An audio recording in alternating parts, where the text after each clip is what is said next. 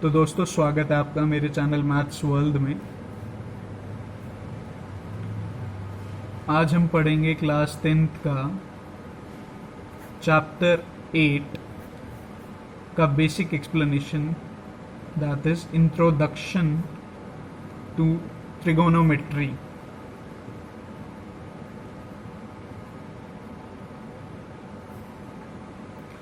तो ट्रिग्नोमेट्री का मतलब क्या होगा? ट्राई मतलब 3, गोन मतलब साइड्स और मेट्री मतलब मेजर। तो ट्रिग्नोमेट्री स्टडी है ratio of the measure of sides in a right triangle with respect to its angle. ठीक है, समझते हैं। कोई भी राइट ट्रायंगल ले लेते हैं हम। तो ये एक राइट ट्रायंगल है मान लो, and this angle, let this angle be theta. ऐसे लिखते हैं, सिंबल ये है, शो ऐसे करते हैं, हमें प्रोनाउंस ऐसे करेंगे थीटा। ठीक है, ये एंगल 90 डिग्री हो गया। तो इसके सामने वाली साइड मतलब एंगल थीटा के अपोजिट साइड, ये अपोजिट साइड हो गई, या इसको हम परपेंडिकुलर भी बोलते हैं थीटा के लिए। ये साइड परपेंडिकुलर हो गई थीटा एंगल के लिए। और ये जो इसके थीटा के साथ वाली लगती साइड है, साथ लगती साइड है, ये जो थीटा के साथ वाली लगती साइड, इसको हम बोलेंगे एडजेसेंट साइड, और बेस बोल देते हैं हम इनको, इसको। और ये तो हाइपोटेन्यूज है ही। तो एक चीज़ जो यहाँ पे नोट करने वाली है, अगर मैं इसी ट्रायंगल में, सेम ट्रायंगल में, अगर मैं ये एंगल तो थीटा ही रहेगा, पर अगर मैं फाई के लिए लिखता हूँ, इस वाले एंगल के लिए लिखता हूँ, तो फाई के लिए ये वाली साइड अपोजिट साइड हो जाएगी और ये वाली साइड एडजेसेंट साइड हो जाएगी, क्योंकि फाई के साथ वाली लगती साइड ये है। तो फाई के लिए ये परपेंडिकुलर हो जाएगा और फाई के लिए ये वाली साइड बेस हो जाएगी, जबकि थीटा के लिए ये वाली साइड परपेंडिकुलर हो जाएगी, अपोजिट साइड ये होगी, और ये वाली साइड बेस होगी, जैसा कि हमने इसमें देखा ऊपर वाले ट्रायंगल में, ऊपर वाली फिगर में जैसा मैंने आपको दिखाया कि थीटा के लिए ये वाली साइड अपोजिट साइड या परपेंडिकुलर है, और ये वाली साइड एडजेसेंट साइड या बेस है।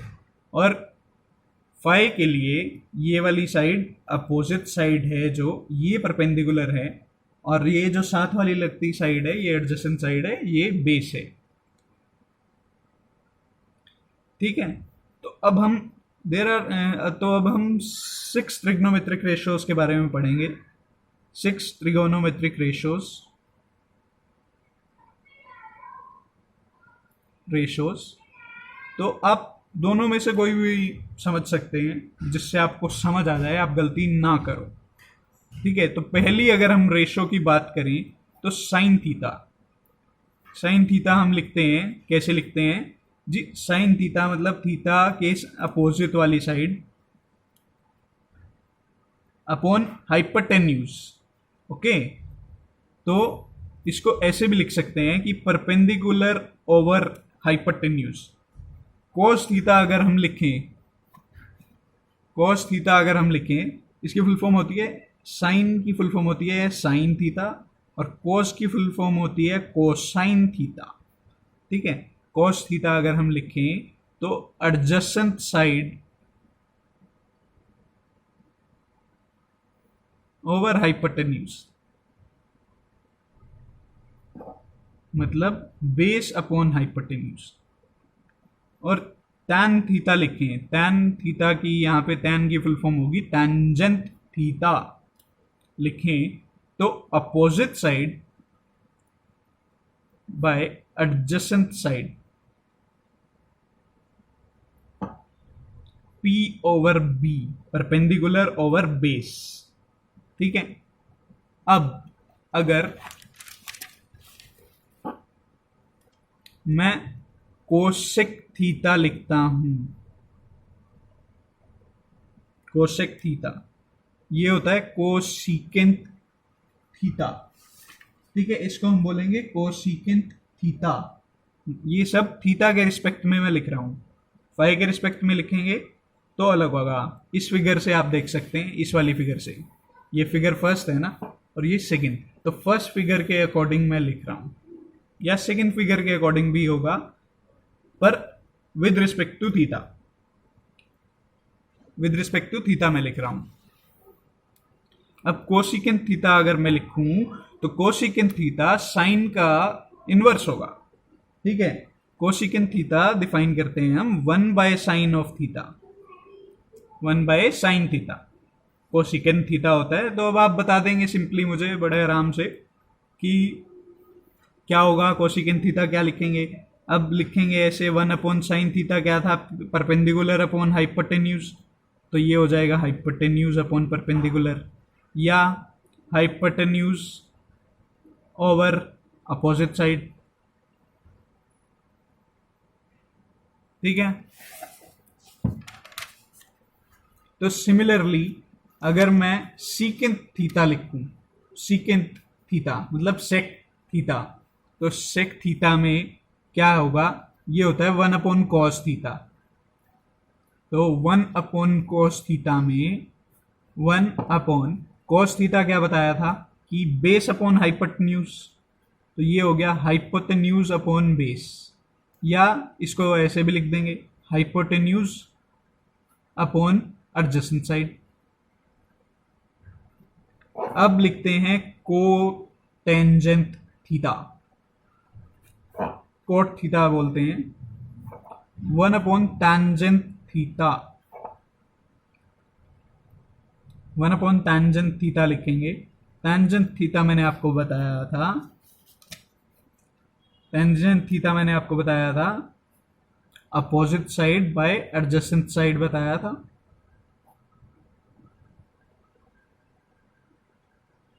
तो ये होगा cotangent theta adjacent side by opposite side, या इसको ऐसे भी लिख देंगे B/P, ठीक है।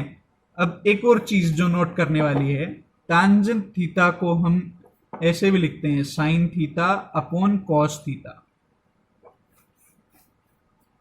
ठीक है। तो अब अगर हम टैंजेंट थीटा ऊपर वाले के अकॉर्डिंग लिखें तो साइन ऑफ थीटा मैंने आपको बताया था perpendicular upon hypotenuse, cos of theta मैंने आपको बताया था बेस अपॉन हाइपोटेन्यूज। तो इसको ये वाला नीचे आ जाएगा, ये वाला ऊपर चला जाएगा, तो ये ऐसे लिखा जाएगा P/H इंटू बी, ऊपर चला जाएगा H, तो H से H कैंसिल, तो P/B टैंजेंट थीटा। उसी तरह अगर मैं कोटेंजेंट थीटा की बात करूं, कोटेंजेंट थीटा की अगर मैं बात करूं तो ये हो जाएगा cos theta upon sine theta. क्यों? क्योंकि ये तो 1/tan थीटा पहले ही हमने बता दिया था कि कोटेंजेंट थीटा 1/tan थीटा होता है।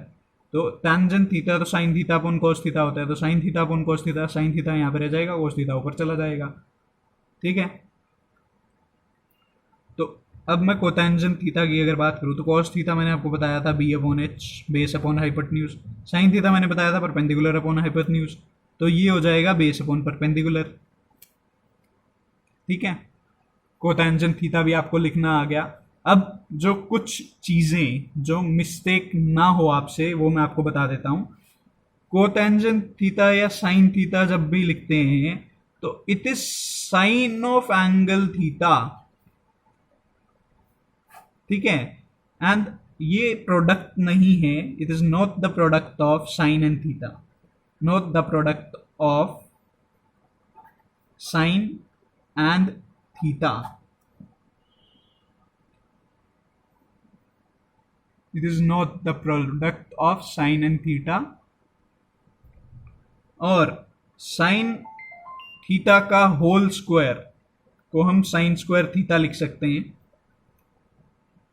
साइन स्क्वायर थीटा लिख सकते हैं, पर साइन थीटा होल इनवर्स जिसे हम कोसिकेंट थीटा बोलते हैं, इसको हम ऐसे नहीं लिख सकते कि sine -1 theta is equal to cosec theta, ऐसे नहीं लिख सकते, it is not equal to, क्योंकि ये जो है ये लिखा जाएगा sine inverse of angle theta, ठीक है, sine inverse of angle theta. ये कॉमन मिस्टेक्स हैं जो कि बच्चे कर देते हैं यूज करने में।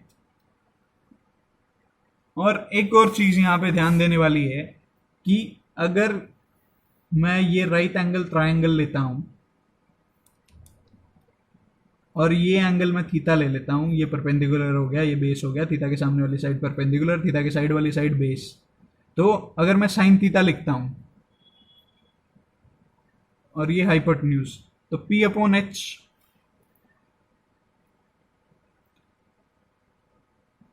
लिखूंगा। कोस थीटा लिखता हूं तो B अपॉन एच लिखूंगा। और टेंजेंट थीटा लिखता हूं जो कि sine theta by cos theta होता है, तो वो P अपॉन बी हो जाएगा। ठीक है, तो एक चीज यहां जो ध्यान देने वाली है वो ये है कि अगर मैं इसको प्रोड्यूस कर दूं,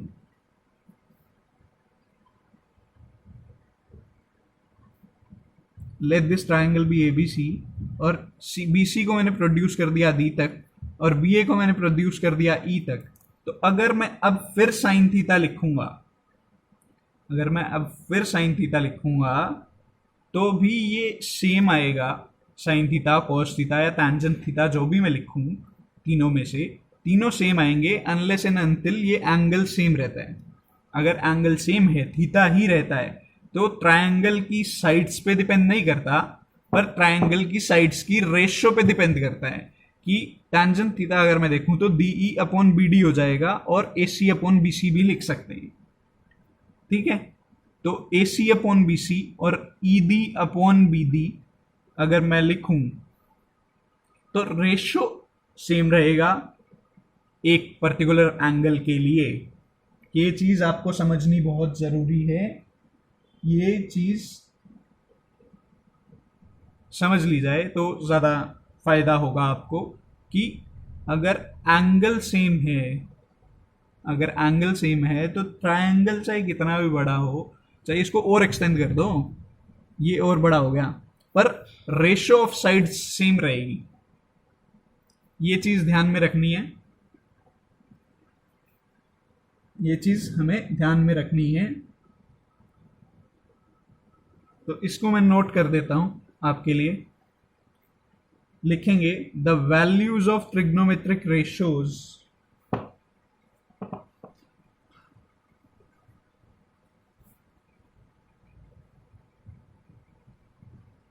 of an angle do not vary with the length of the sides of the triangle.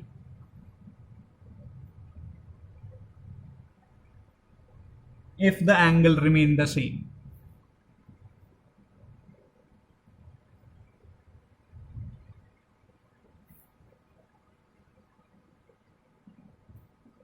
ठीक है, तो अगर एंगल सेम रहता है तो जो ट्रिग्नोमेट्रिक रेशियो की है एक एंगल की वैल्यू, जो वैल्यू है ट्रिग्नोमेट्रिक रेशियो की फॉर एन एंगल, वो सेम रहती है जब तक एंगल सेम रहता है और लेंथ पे डिपेंड नहीं करता है। ट्रिग्नोमेट्रिक रेशियो का वैल्यू जो है वो लेंथ पे डिपेंड नहीं करता, पर रेशियो ऑफ द लेंथ पे डिपेंड करता है, रेशियो ऑफ द लेंथ पे। तो ये बात याद रखने वाली है, इसे हम याद रखेंगे और ये गलतियां नहीं करेंगे। ये जो मैंने आपको बताया, ये चीज देख लो, फिर से देख लो, ये गलतियां हम नहीं करेंगे। क्योंकि अगर साइन थीटा का होल का इनवर्स है तो कॉसेक थीटा बोलते हैं जिसे हम, तो साइन इनवर्स ऑफ थीटा नहीं लिख सकते क्योंकि ये इसका मीनिंग अलग है। इसका मीनिंग ये है कि वो थीटा एंगल का इनवर्स है, sine inverse of angle theta, theta angle का साइन इनवर्स ले रहे हैं, वो अलग मतलब हो जाता है। तो अब मैं आपको एक दो एग्जाम्पल बता देता हूं, एक दो एग्जाम्पल। तो एनसीईआरटी का ही पहला एग्जाम्पल ले लेते हैं। एनसीईआरटी का पहला एग्जाम्पल क्या कहता है कि गिवन दैट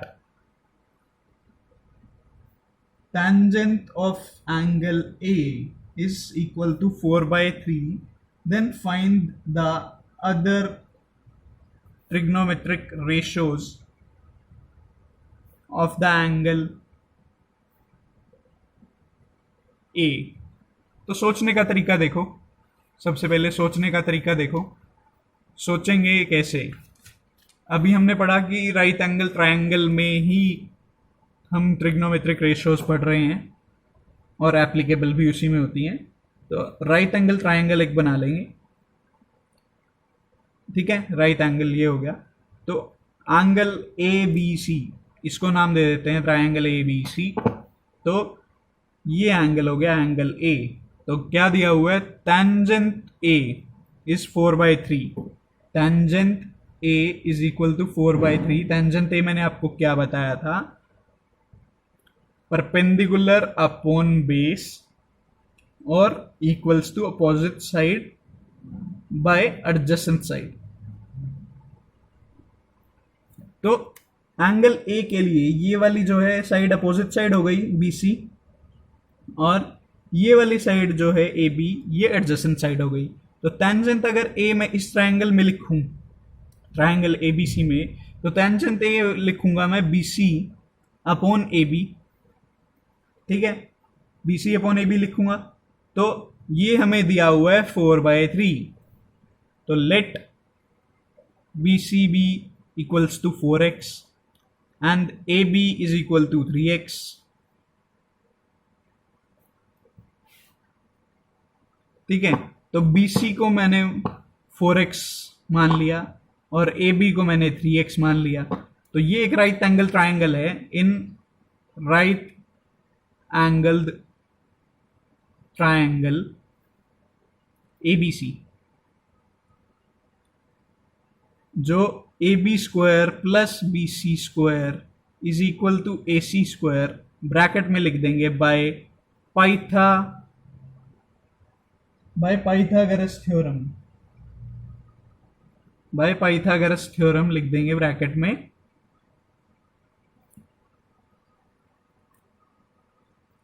तो ए बी क्या है? ए बी हमने 3x माना है, यहां से 3x लिखेंगे का whole square, plus B C क्या है?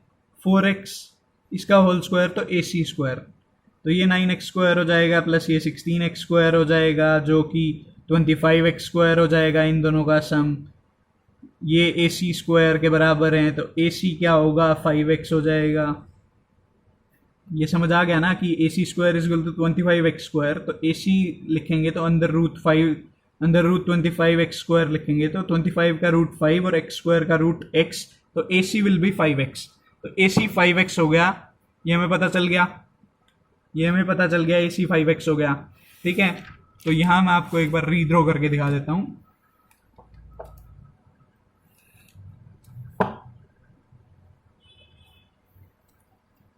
ये ट्रायंगल ABC हो गया। तो AC हमने निकाल लिया था 5x, BC हमने 4x ले लिया था, और BA या AB हमने 3x लिया था, और ये एंगल A था, ठीक है। ये हमें मिल गया। अब टेंजेंट थीटा तो हमने लिखा हुआ है, बाकी जो रेशियोज निकालनी है अब वो निकालेंगे। तो लिखेंगे साइन ऑफ थीटा। अब साइन थीटा क्या बताया था? साइन थीटा मैंने आपको बताया था P/H। यहां लिखेंगे sine of angle A. Sine of angle A, तो अपोजिट साइड ये हो गई, अपोजिट साइड BC हो गई, और हाइपोटेन्यूज AC हो गया। तो BC कितनी है? 4x, और AC कितनी है? 5x। तो साइन ऑफ एंगल ए 4/5 हो गया। कॉस ऑफ एंगल ए अगर मैं लिखूं तो एडजेसेंट साइड बाय हाइपोटेन्यूज, तो एडजेसेंट साइड हो गई AB और हाइपोटेन्यूज हो गया AC। तो 3x/5x, तो 3/5। टेंजेंट एंगल ए हमें दे ही रखा है 4/3, अब कोसिकेंट एंगल ए लिखें तो 1/sin ए, ये हमें पता है। तो 1/sin ए तो 1/4/5, that is equal to 5/4। Secant of angle A 1/cos A, ठीक है। तो 1/cos ए, cos ए हमने निकाला था 3/5, तो सीकेंट ऑफ ए हो गया 5/3। और cotangent of angle A 1/tangent ए हो गया, टेंजेंट ए हमें गिवन है, तो 1/tangent ए 4/3, तो कोटेंजेंट ए 3/4 हो गया। तो ये जो हैं, these are the 6 trigonometric ratios